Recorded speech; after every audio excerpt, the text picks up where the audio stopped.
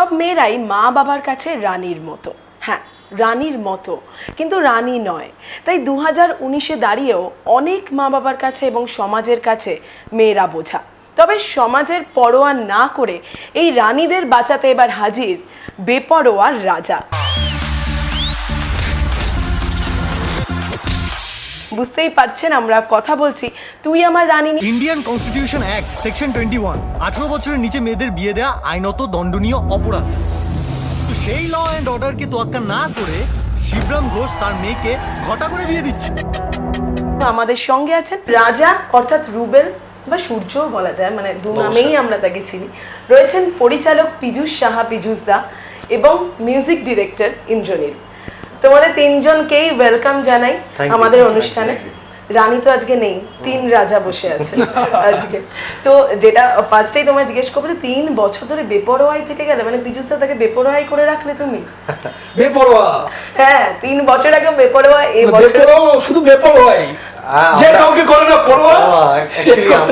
আমরা বেপরোয়া আর আমরাই রাজা। সব থেকে বড় রাজা আমাদের মাঝখানে বসে আছে, যার জন্য আমরা হচ্ছে সবাই is the team work, but captain of the ship হচ্ছে আমাদের পীযূষ দা। সুতরাং মানে শুধু ক্যাপ্টেন থাকলে হবে না, ভালো বোলার থাকতে হবে, ভালো ব্যাটসম্যান থাকতে হবে, ভালো ফিল্ডার থাকতে হবে, তবেই আমরা একটা গেম জিততে পারবো। অবশ্যই ইজ আমাদের টিম ওয়ার্ক, আমাদের প্রত্যেকের টিম। আমরা আপনার বেপরোয়া, আমরা সাবজেক্ট নিয়ে প্রচন্ড ভাবে ইয়ে করছিলাম। আমি একদম ওকে বললাম সকালবেলা, আমাদের বাড়ির সামনে তো বাড়ি, আমার ফোন করে কি জানিস তো, এই তুমি এত সাবজেক্ট ভাবছো, তোমার মাথা মাথা খারাপ হয়েছে, তুমি আমার এই সকালে সকালে ওটা ফোন আসলে ও ভয় পেয়ে যাচ্ছে যে পীযূষদের ফোন আবার সাবজেক্ট নিয়ে আমাকে মিনিমাম 1 ঘন্টা ধরে কথা বলবে। হ্যাঁ, সুতরাং তারপরে ইন্দ্র সেম গান নিয়ে আলোচনা, তবে একটা সাবজেক্ট ঠিক হলো, বার্নিং ইস্যুর উপরে, নিউজ পেপারে। তারপরে ও বলছে আমাকে, পীযূষ দা হাটকে ছবি করতে হবে, কিন্তু পীযূষ দা মার্কেট চেঞ্জ হচ্ছে, মার্কেট হচ্ছে, এখন কিন্তু গতানুগতিক ছবি করা যাবে না এরকম। তো সেই জন্য তো মাথা খারাপ হয়ে যাচ্ছে। আলোচনা হতো আমাদের সমুদ্রে, তখন এই নিউজ পেপার দেখে বিভিন্ন ইস্যু দেখে আমরা এই ইস্যুটাকে বললাম, তখন আমরা আলোচনা করলাম, সবাই একমত হলো। মানে এমন একটা বিষয় তোমরা তুলে ধরেছো যেটা হয়তো 2 বছর আগে হয়তো তোমরা আলোচনা করেছো, তখনও যেমন ছিল এখনো তেমন আছে।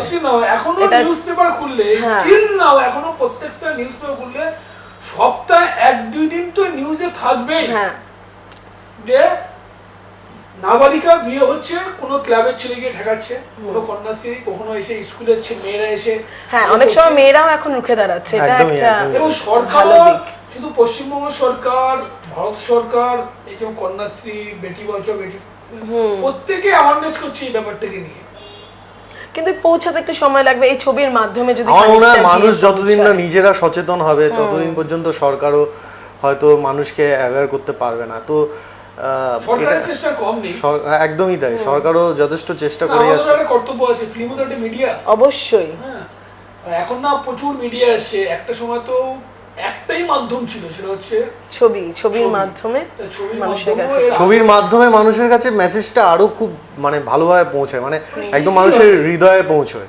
তো ছবিটা আমার মনে হয় খুবই ইম্পর্টেন্ট একটা মিডিয়া মানুষের কাছে যে কোনো বার্তা পৌঁছে দেওয়ার জন্য, সেটা চাইল্ড ম্যারেজ হোক বা যে কোনো ইস্যু। এখন অনেক ছবি হচ্ছে, বম্বে তো হচ্ছে, বাংলায়ও হচ্ছে।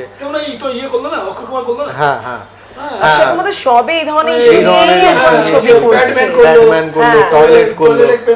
মানে আমরা ভাবতেই পারি না এসব ইস্যু নিয়ে ছবি হতে পারে, কিন্তু এত সুন্দর গল্পের মোড়কে এত সুন্দর করে ছবিগুলো বানানো।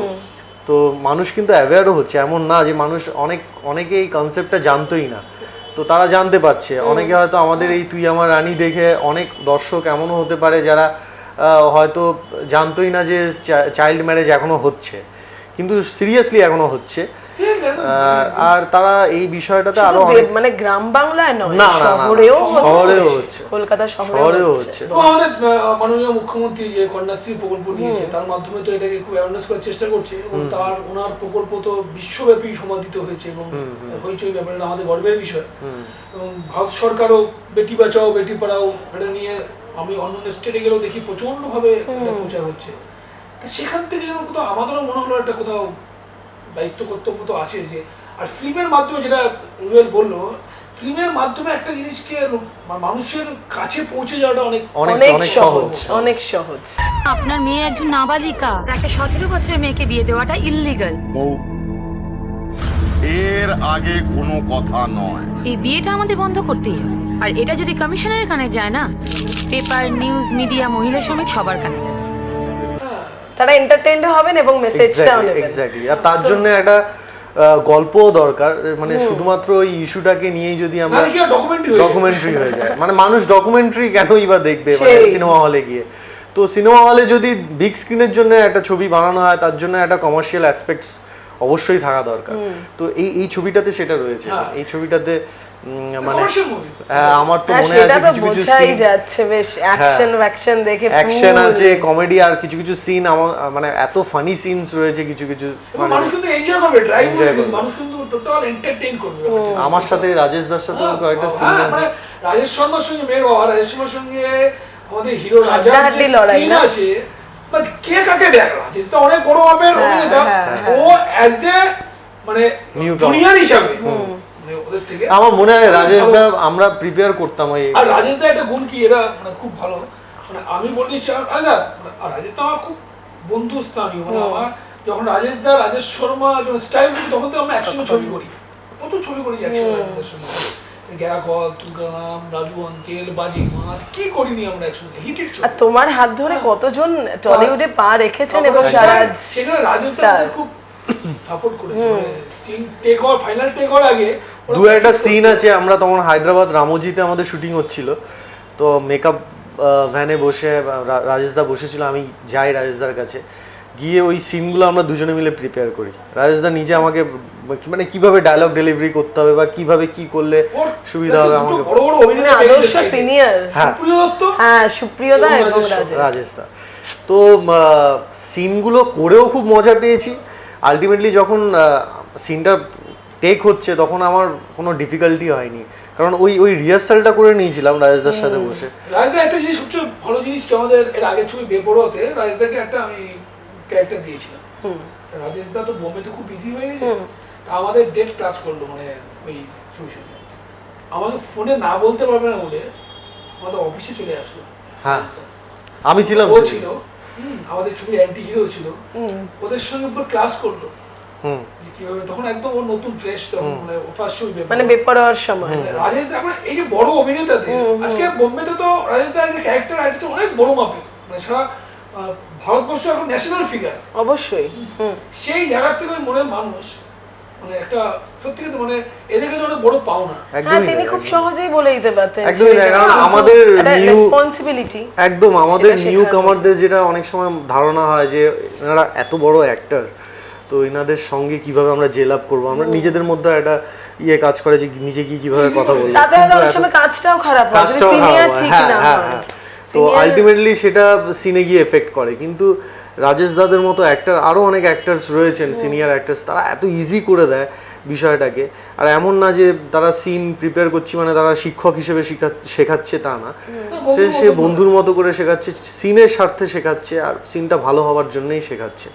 তো আমরা এই ছবি আলোচনা করতে করতে সত্যি আমাদের একটা কথা মনে পড়ছে, মানে এই ছবি একটা হিরোইনের মায়ের রোল করেছিল সুচেতা চক্রবর্তী। আচ্ছা। টিভি মিডিয়া হ্যাঁ, খুব ইয়ে, টেলিভিশনে। উনি গত কিছুদিন আগে মানে কিছুদিন আগে উনি আমাদের সবাইকে ছেড়ে চলে গেছে, কিন্তু মানে উনি খুব এক্সাইটেড ছিলেন এই ছবিটা নিয়ে। আচ্ছা, এরকম একটা এই তো বিষয়। কবে আসবে, আর একটা বিশাল চরিত্র এই ছবিতে আনন্দ করে সবাই হই হই করে হ্যাঁ, আনন্দ একদমই করে। একদমই। খুব ভালো মানে মানুষ, খুব মিস করি আমরা সবাই।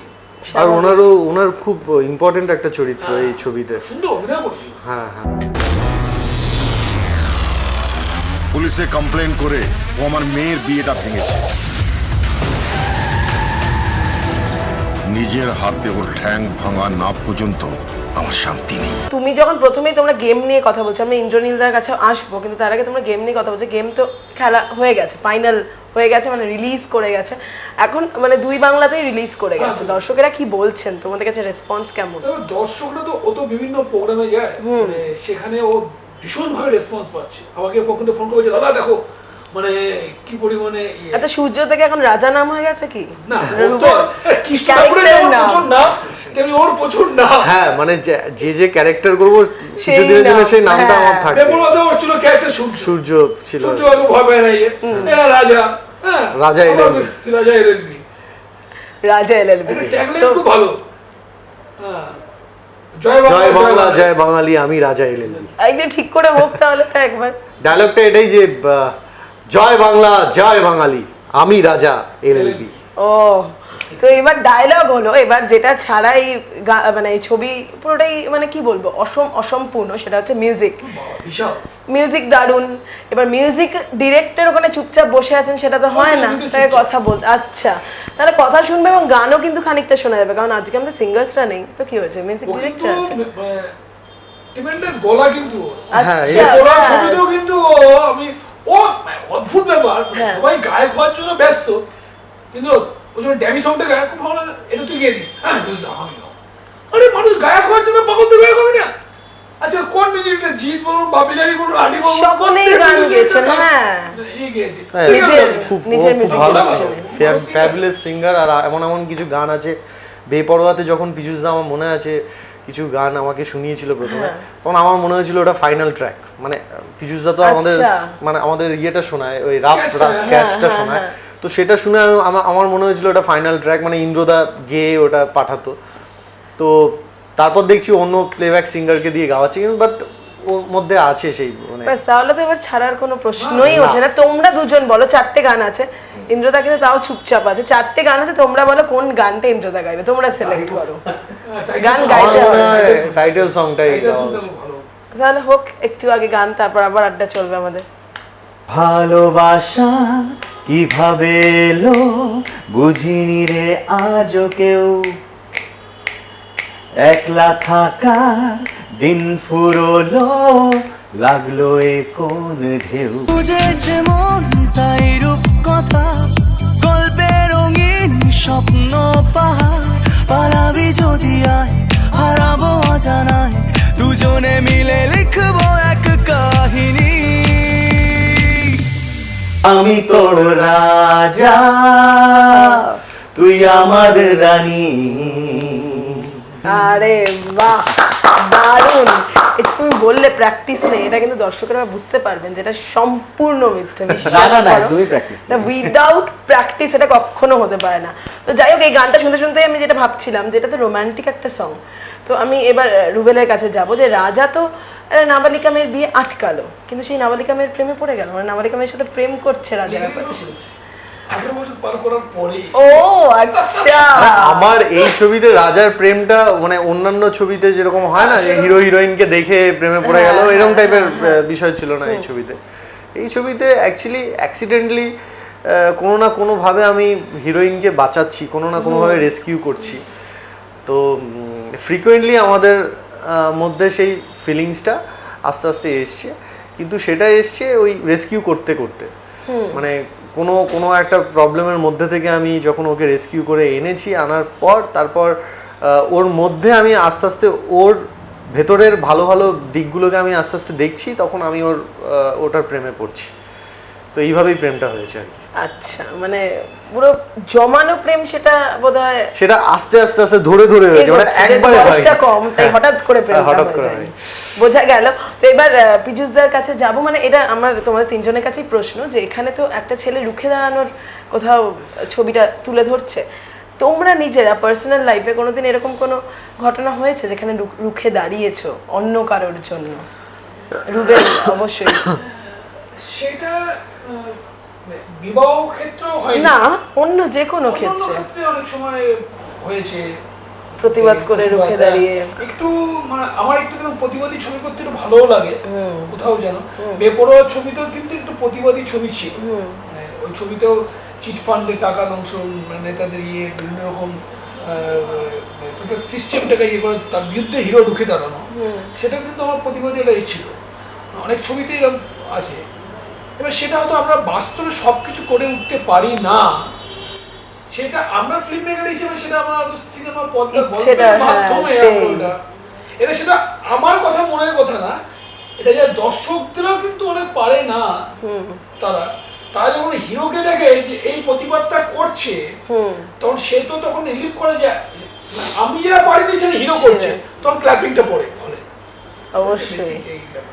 একদম। তো রুবেল এরকম কোনদিন রুখে দাঁড়িয়েছো কোনো কারণে? এরকম সেরকম ভাবে প্রতিবাদ করেছি তা না, প্রতিবাদ মানে সেরকম হয়তো সিচুয়েশন আসেনি, তবে একটা সিচুয়েশন মনে আছে। আমি I use to travel in local train, তো তখন মানে যখন রেগুলার বেসিসে লোকাল ট্রেনে চড়তাম, তখন আমি সিটে বসেছিলাম, তো দরজার সামনে একটি মেয়ে দাঁড়িয়েছিল আর তার সঙ্গেই একটা প্রাপ্তবয়স্ক লোক দাঁড়িয়েছিল। তো খুব খারাপভাবে মেয়েটার দিকে তাকাচ্ছিল, মানে তাকানোতেই বুঝতে পারছিলাম যে কোথাও যেন লোকটার দৃষ্টিভঙ্গি ঠিক না। আর যখন মেয়েটা সেটা ফলো করছিল, মেয়েটাও বুঝতে পারছিল মেয়েটা কোথাও একটা আনকমফোর্টেবল ফিল করছিল।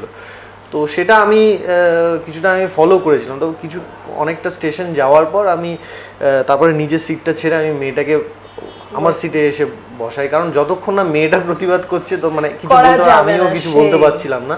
তো প্রতিবাদ করিনি সেভাবে, বাট আমার মনে হয় যে প্রত্যেকটা মানুষের মানে সমাজে এমন এমন অনেক ঘটনা হয়, এখনো ঘটছে, যেগুলো প্রত্যেকটা মানুষকেই সেই সময়ে প্রতিবাদটা করা উচিত, অন্তত এগিয়ে যাওয়া উচিত একদমই, যাতে এটা ফার্দার আর অন্য জায়গায় না হয়। আর এখন তো এমন হয় যে মোবাইল সোশ্যাল মিডিয়া এত স্ট্রং হয়ে গেছে, সবকিছু রেকর্ডিং করে কোনো ঘটনা খুব সহজে মানুষের কাছে পৌঁছে দেওয়া যায়। তো আমার মনে হয় এটা করা উচিত।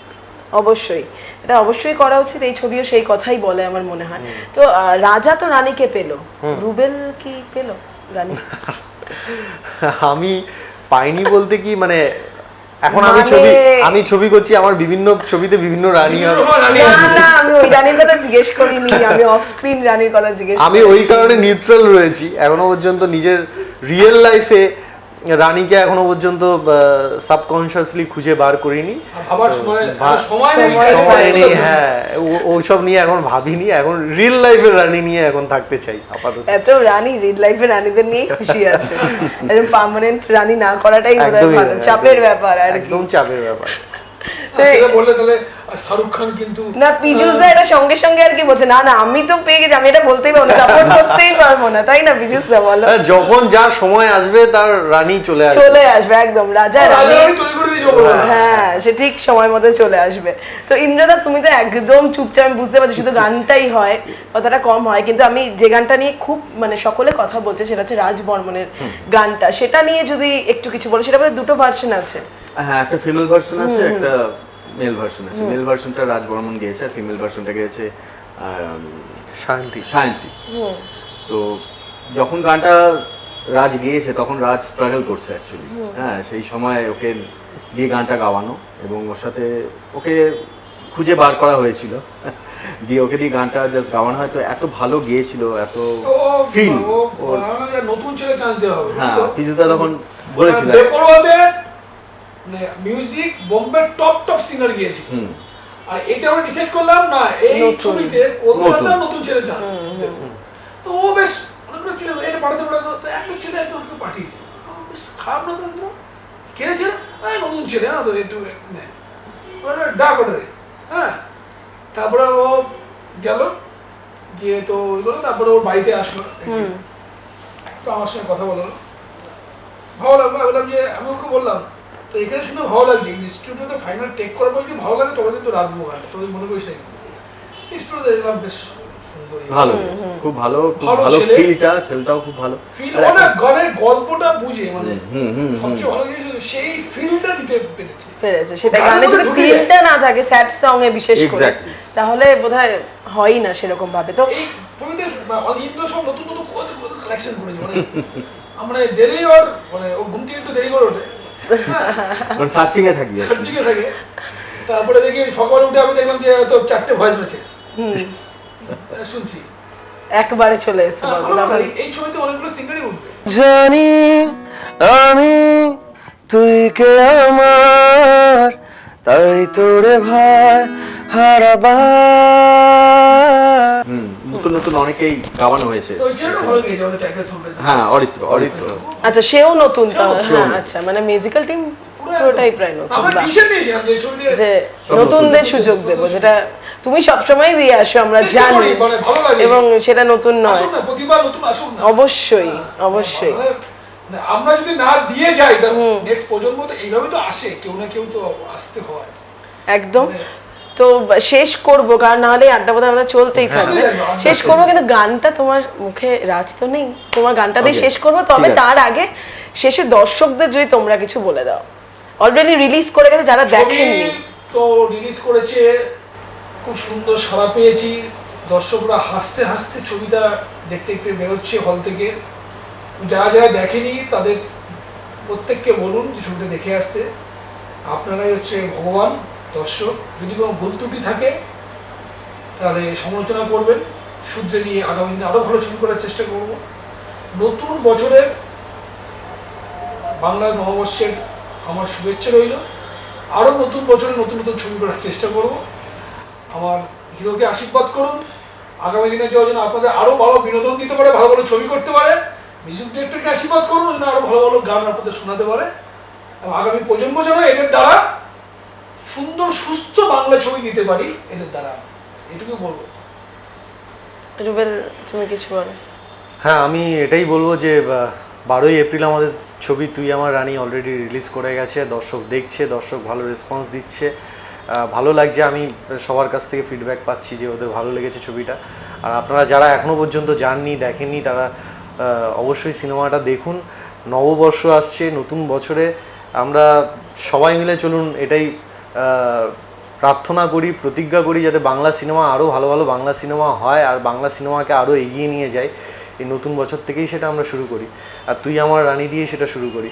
সুতরাং আপনারা যান হলে গিয়ে আর সিনেমাটা দেখুন। Thank you so much. আর ইন্দ্রনীলদা তো কথা বলতে খুব একটা বেশি ভালোবাসেন না, আমি গান শুধু গাইতেই বলবো- ভালোবাসেন, তাই গান হ্যাঁ। দিয়েই শেষ করব।